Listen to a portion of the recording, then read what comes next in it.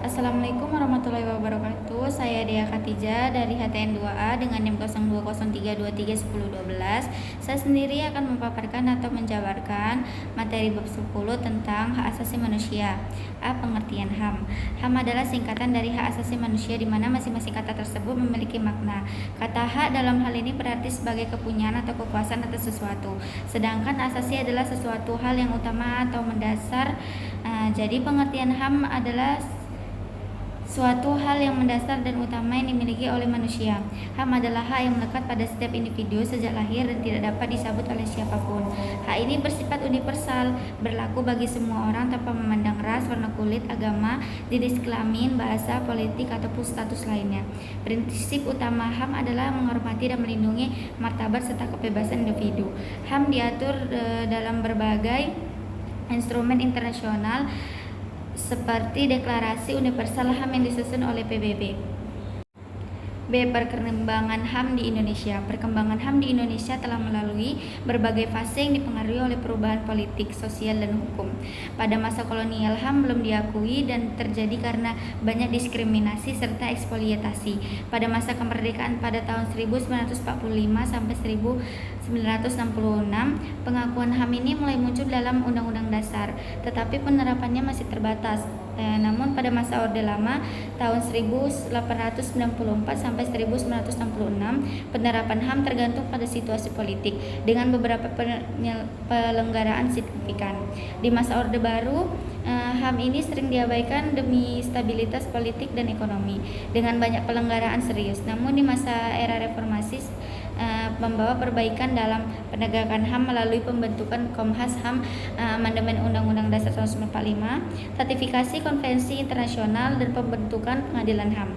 Meskipun telah ada kemajuan signifikan, Indonesia masih menghadapi tantangan dalam memastikan hak dasar warga negara terjamin sepenuhnya. Adapun pembentukan perundang-undangan yang menyangkut tentang HAM di Indonesia yaitu Undang-Undang Nomor 7 Tahun 1984, dan yang kedua ada Undang-Undang Nomor 5 Tahun 1998, dan ketiga ada TAP MPR RI Nomor 4 Tahun 1998. C. HAM, universalitas dan relativitas. HAM bersifat universal, berlaku untuk semua manusia di seluruh dunia tanpa terkecuali. Landasan yang didasarkan pada Deklarasi Universal HAM yang diadopsi oleh PBB pada tahun 1948, argumentasi yang menganggap bahwa hak-hak tertentu adalah hak dasar yang dimiliki oleh setiap individu hanya karena mereka adalah manusia, terlepas dari budaya, negara, maupun agama. Contohnya hak untuk hidup, kebebasan berpendapat, dan hak untuk tidak disiksa dianggap sebagai hak universal yang harus dihormati oleh semua negara. Secara prinsip, relativisme ini harus dipahami dan diterapkan dalam konteks budaya, tradisi, dan norma-norma lokal. Landasannya mengakui bahwa nilai-nilai budaya dan tradisi lokal mempengaruhi persepsi dan penerapan HAM, yang berargumentasi menekankan bahwa penerapan HAM universal tanpa mempertimbangkan konteks lokal bisa dianggap sebagai bentuk imperialisme budaya atau penyeragamaan yang tidak menghargai keanekaragaman.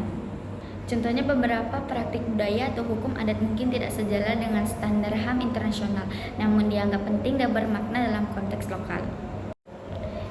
Namun ada materi selanjutnya yaitu D. Penyelenggaraan dan pengadilan HAM. Di dalam HAM ini ada dua macam penyelenggaraan, yaitu pelanggaran biasa dan pelanggaran berat. Pada umumnya pelanggaran HAM biasanya akan diadili lewat sebuah badan peradilan umum, baik itu perdata maupun pidana bagi rakyat sipil, sedangkan bagi militer berlaku proses peradilan militer. Ada E. Latar belakang pembentukan pengadilan HAM.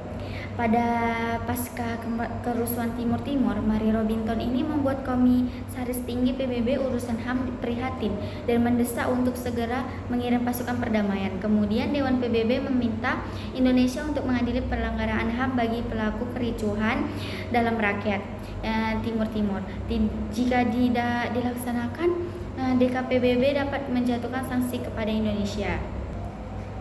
Ada materi yang terakhir yaitu Islam dan HAM.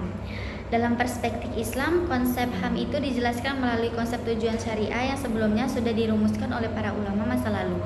Tujuan syariah ini adalah mewujudkan kemaslahatan dan terhindarnya dari kemudaratan umat manusia dengan melindungi hak martabat sebagai makhluk Tuhan yang menjadi sebuah kebutuhan dan hiasan mereka. Konsepsi Islam tentang HAM dapat dijumpai dalam sumber utama Islam, yaitu Al-Quran dan Hadis. Adapun implementasi HAM dapat dirujuk pada praktik kehidupan sehari-hari Nabi Muhammad yang dikenal dengan sebutan sunnah atau tradisi. Berikut ini saja yang dapat saya sampaikan dan ini saja yang dapat saya paparkan dari bab 11. Sekian dari saya, apabila ada salah kata yang belibet tolong dimaafkan, dan wassalamualaikum warahmatullahi wabarakatuh.